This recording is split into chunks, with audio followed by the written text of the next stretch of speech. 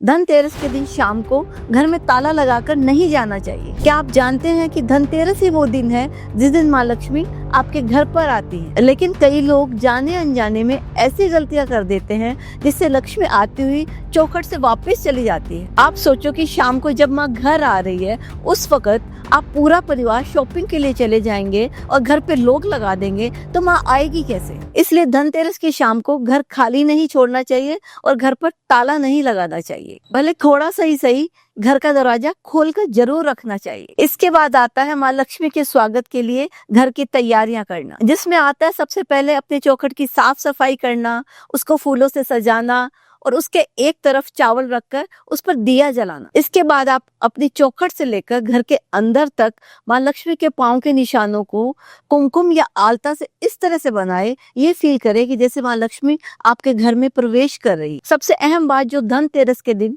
आपको ध्यान रखने की है वो है शाम के टाइम पूजा जब कर रहे होते हैं तो शंख नहीं बजाना चाहिए, क्योंकि ऐसा माना जाता है कि इससे देवी देवताओं के विश्राम में भंग पड़ता है और इससे माँ लक्ष्मी रुष्ट होती है। वैसे तो धनतेरस का दिन दान और पुण्य के लिए बहुत अच्छा माना जाता है, शुभ माना जाता है, लेकिन इसमें इस बात का ध्यान रखना चाहिए कि दान पुण्य या किसी को उधार देना इस शाम के टाइम नहीं करना चाहिए। क्योंकि आप सोचो कि माँ लक्ष्मी आपके घर आ ही रही हैं तो क्या कोई चीज आते ही आप किसी और को थोड़ी दे देते हैं। इसलिए अपने घर के दरवाजे पर या सीढ़ियों में कूड़ा कचरा इकट्ठा ना करें, क्योंकि इससे माँ लक्ष्मी नाराज होती है और आती हुई लक्ष्मी वापस चली जाती है। अब मैं आपको धनतेरस का एक छोटा सा उपाय बताती हूँ कि आप अपने घर के अंदर 13 दिया जरूर जलाएं और साथ ही मंदिर में जाकर शिवलिंग पर दीप दान करें। ऐसा माना जाता है कि जैसे दीप दान से शिवालय रोशन होता है वैसे आपका भाग्य और घर भी रोशन होता है। तो कामना करती हूँ कि इस धनतेरस माँ लक्ष्मी की ढेर सारी कृपा आप पर बरसे और माँ हमेशा हमेशा के लिए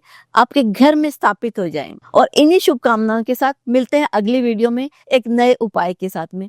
ओम नमः शिवाय। और इन्हीं शुभकामनाओं के साथ मिलते हैं अगली वीडियो में। ओम नमः शिवाय।